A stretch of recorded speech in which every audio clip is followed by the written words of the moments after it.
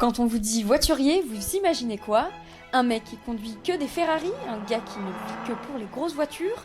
Cette image est fausse, mais elle a été propagée par la pop culture.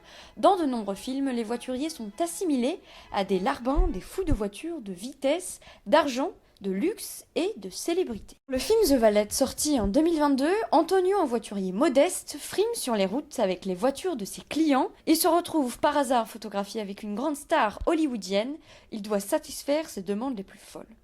Le film réunit tous les stéréotypes du voiturier. Elle est cool, la GT? Ouais, ça va. Mais je préfère la Q4. Elle braque bien mieux. Bonne journée, monsieur. Eh bien, ce n'est pas la réalité. Franck Vachon est chef voiturier au Port Palace Hotel de Monaco. Aujourd'hui, il va déconstruire les clichés sur son métier. Bonjour à vous, je m'appelle Franck, j'ai la cinquantaine et je suis au Port Palace depuis 21 ans. J'ai fait l'ouverture en septembre 2003. J'ai fini l'armée, j'ai appelé l'ANPE à l'époque, le service de l'emploi, à Chambéry, pour trouver du travail.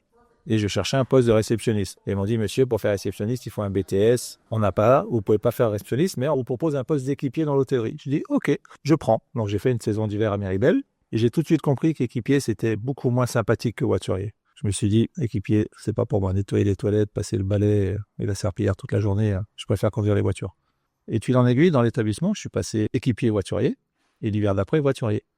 Et ainsi de suite. Je restais voiturier, bagagiste dans les hôtels. Donc, j'ai fait Courchevel, Méribel, Saint-Tropez et Roquebrune-Cap-Martin au Vista Palace pendant 3 ans. Et après, je suis descendu ici à l'ouverture.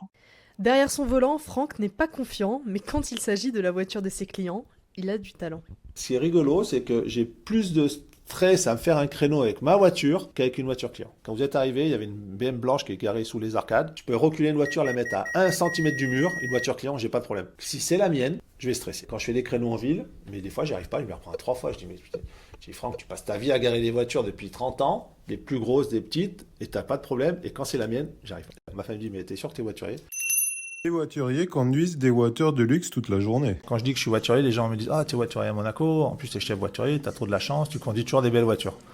C'est la première réflexion, qu'on passe le temps dans les Ferrari, des Lamborghini ou des Royce. Alors, ça peut être vrai, mais on n'a pas que des Ferrari, on a aussi des Clio, des Dacia et toutes sortes de voitures. Et moi, je ne m'arrête pas. Un bon client, pour moi, n'est pas un client qui a une grosse voiture. Voilà. Un client peut avoir une petite 106, vieille, mais je vais l'accueillir de la même manière. Les voituriers raffolent de conduire des célébrités. J'en ai eu plein des célébrités. Vous imaginez, j'ai fait 3 ans à Saint-Tropez. J'en ai eu plein, mais quand je vous dis plein, mais... Alors, c'est rigolo pour les célébrités, parce que quand j'ai commencé en décembre 91, pour les Jeux Olympiques, j'étais dans un hôtel à Méribel, qui recevait, pendant les Jeux, les 3 semaines de Jeux, on avait des turnovers de 3 jours. On avait des célébrités pendant 3 jours, ils restaient 3 jours, ils partaient. Donc tous les 3 jours, on remplissait l'hôtel et on vidait l'hôtel. On avait France Télévisions à l'époque, Antenne 2. Et là, j'ai vu tous les acteurs français, les chanteurs, tous, ils sont tous venus. On a eu Johnny Hallyday à Saint-Tropez, on en a eu plein. Kevin Costner, Joey Starr. J'ai eu Patrick Bruel à côté de moi. Patrick Bruel, pas maintenant, hein. Patrick Bruel en 91. C'était la Bruelmania. Je descendais en voiture, il était à côté de moi. Quand j'arrivais à Méribel Centre, c'était l'alerte générale. Saint-Tropez, pareil.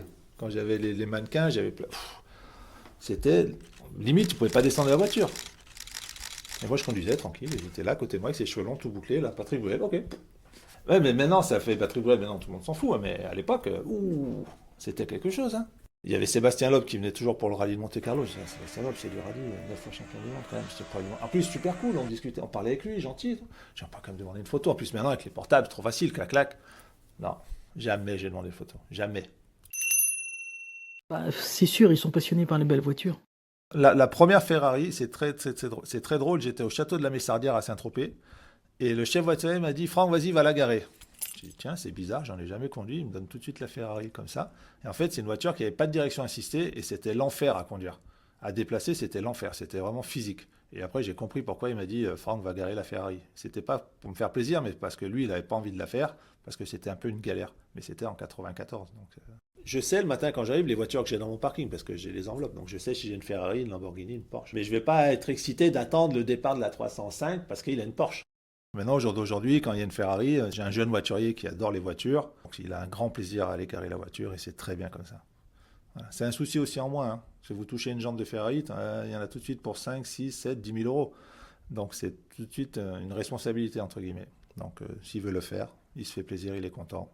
Je ne veux pas paraître blasé, mais en fait, c'est le métier qui fait que je suis un peu blasé de conduire des Ferrari malgré tout. Que ce soit une Clio à 5 000 euros, une Ferrari à 500 000 euros, ça me fait ni chaud ni froid. Je ne vais pas faire de photos, je ne vais pas publier, je vais pas...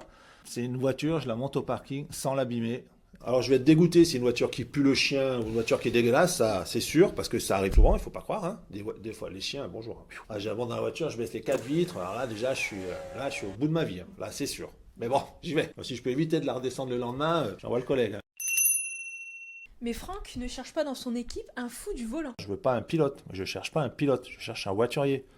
Parce que des pilotes, j'en ai pas besoin. Quelqu'un qui me dit, moi j'adore conduire les grosses bagnoles, les trucs, non, stop, au revoir, ça s'arrête direct. Le métier de voiturier est facile, il faut juste garer les voitures et sourire aux clients. L'hôtellerie de luxe, on a aussi de la clientèle un peu bizarre. Hein. Il y a des gens qui aiment plus leur voiture que leur femme, donc ça c'est triste pour eux, donc on ne peut pas les garer, on ne peut pas les toucher. Moi, total respect. J'accompagne plein de fois des clients, je monte au côté passager, je les accompagne au parking, ils garent leur voiture eux-mêmes, comme des grands, parce qu'ils ne veulent pas qu'on les touche. Mais ils payent quand même le parking. Je ne veux pas stresser un client, ça on le ressent. Le client il vous regarde déjà un peu, il vous regarde un peu de travers, on sent qu'il n'a pas confiance. Et ça avant même qu'il parle, je sais déjà comment ça va finir. Monsieur, il a peur pour sa voiture. C'est vrai que pour moi, les voituriers, ils n'ont pas le droit à l'erreur. S'ils abîment les voitures, on les vire. Si le voiturier il abîme la voiture, moi je leur dis toujours, on est tous en CDI, on risque pas notre place. J'ai des voituriers qui m'ont mis des voitures dans l'entrée de parking, ils sont allés un peu vite, le sol était mouillé, ils ont fini dans le mur, qui ont éclaté des pneus, qui ont éclaté des roues. Le plus gros accident qu'il y a eu, c'était un voiturier qui descendait du parking, une Fiat. Il y avait une Ferrari qui arrivait en face, mais ma Fiat avait la priorité, il a dit moi j'ai une Fiat, je m'arrête pas. Et la Ferrari s'est pas arrêtée non plus, donc ils sont rentrés dedans, mais la Ferrari était en tort. Donc mon voiturier n'était pas en tort, je lui ai dit quand même, tu aurais pu aussi t'arrêter, au lieu de lui rentrer dedans, enfin au lieu de vous rentrer dedans les deux, c'est pas la peine de faire un combat de coq, hein, même si tu as la priorité, arrête-toi. Il a dit non, donc du coup, constat, voilà.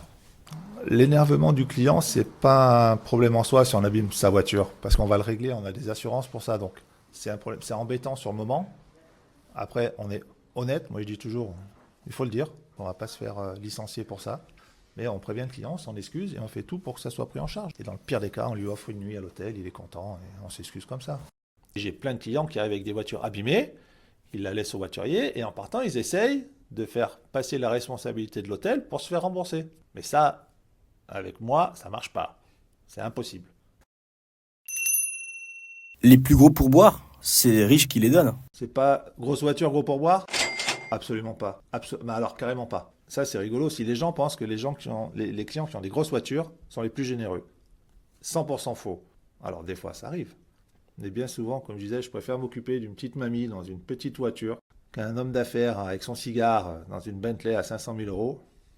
Parce que ça ne veut pas du tout dire que je vais avoir un plus gros pourboire. Loin s'en faut. Je dis toujours, de toute façon, ils ne donnent pas de pourboire, c'est comme ça qu'ils sont devenus riches. Là, aujourd'hui, je suis à zéro. Ok. Peut-être dans 20 minutes, je vais chercher une voiture, tomber sur un client qui va me donner 50 balles. Vous ne pouvez jamais prévoir. Il y a eu des journées où on a travaillé, on s'est fait, un cul comme ça, pour parler vulgairement, parce qu'on s'est fait 25 départs, 25 arrivées, 20 voitures, on a couru, même pas le temps d'aller faire pipi, même pas le temps de manger, et vous ne faites pas un pourboire. Et le lendemain, vous ne faites rien de la journée, et vous repartez chez vous avec des sous. Il n'y a pas de règle.